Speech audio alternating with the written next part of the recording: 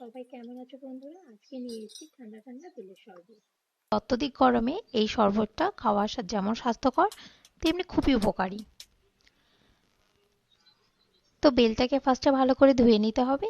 এবার বেলটাকে ফাটিয়ে, যদিও আমি এটা ছুরি দিয়ে ফাটাইনি, জাস্ট একটু অভিনয় ছিল। তো এবারে বেলটাকে ভালো করে ছাড়িয়ে নিতে হবে চামচের সাহায্যে। ভালো করে ছাড়িয়ে নিয়ে, খুব সুন্দর করে ছাড়াতে হবে। এবার ভালো করে ছাড়িয়ে নিয়ে বেলটাকে এবার একটু সামান্য জল দিয়ে এটাকে নেড়ে চেড়ে নিতে হবে।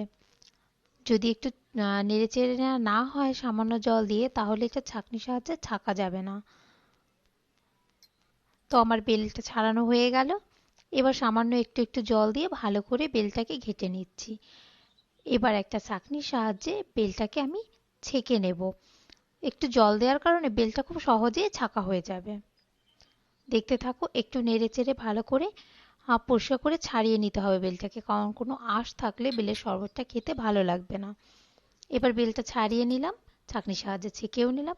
একটি গ্লাসে মোটামুটি আমি এটা চিনিটা পুরো বেলটাতে অ্যাড করিনি, কারণ সবাই তো চিনি খায় না। তো এই জন্য আমি চিনিটাকে গ্লাসেই অ্যাড করলাম। এবার চিনিটা ভালো করে মিশিয়ে দিলাম। আমি 2 চামচ পরিমাণ চিনি নিয়েছি। আমি 2-3 টুকরো বরফ কুচি দিয়ে দিলাম।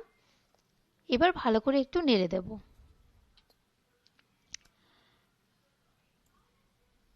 এটা আর একটা অন্য উপায়ও করা যায়, একটু দুধ মিশিয়ে। তো আমার বাড়িতে এখন এই মুহূর্তে দুধ নেই বলে আমি এটা একটু মিল্ক পাউডার মিশিয়ে দিলাম। মিল্ক পাউডার দিয়ে ভালো করে নেড়ে চেড়ে দিলেই এটা মিশে যাবে।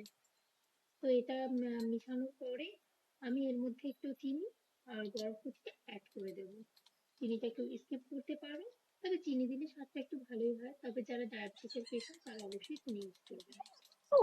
টাটা বন্ধুরা, এভাবেই খেয়ে দেখো, খুব ভালো লাগবে।